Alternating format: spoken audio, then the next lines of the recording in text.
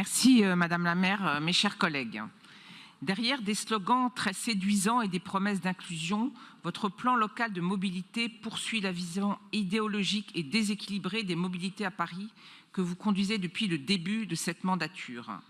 Vous annoncez dans son introduction vouloir faire un plan pour les femmes, les personnes âgées, les personnes en situation de handicap.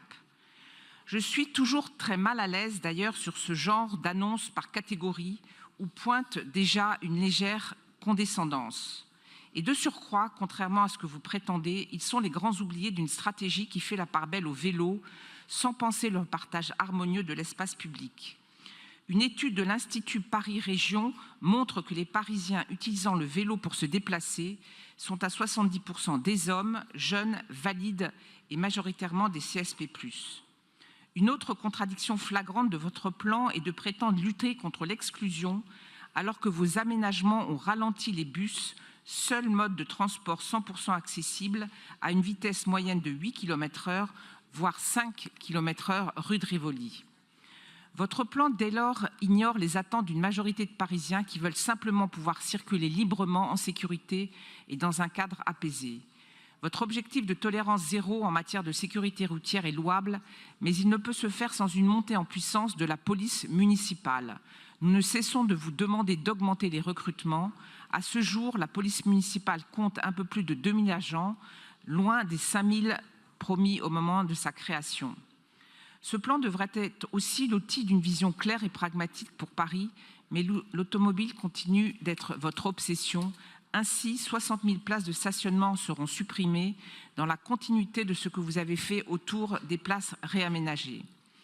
Pourtant, vos projets de places ont grandement perturbé Paris. Vous les avez minéralisés pour en faire des esplanades spécialisées dans l'accueil de manifestations et dont l'occupation permanente du domaine public.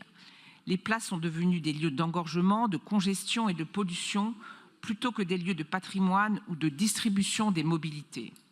La place de la Bastille, la place Félix-Éboué, la place de la République en sont d'autant d'exemples frappants.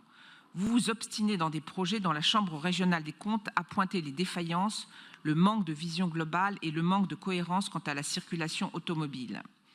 Le projet de la place du Trocadéro est aussi une très bonne illustration de votre problème de méthode avec les places parisiennes. Ce projet a été décidé sans concertation avec les élus locaux, sans étude d'impact, et il aurait, sans notre intervention, sans celle du maire du 16e, Jérémy Redler, sans celle de notre président de groupe, Francis Spinner, et sans celle du préfet de police, condamné cette place à être un lieu d'engorgement avec une hausse de pollution, de nuisances et des accidents. Notre groupe, les Républicains, les Centristes et les Indépendants, Demain Paris, porte une autre ambition pour les mobilités, celle d'une ville fluide, partagée et ouverte. Cela suppose des transports en commun performants, des voies adaptées pour tous les usages et une police municipale capable de garantir la sécurité et la civilité dans l'espace public.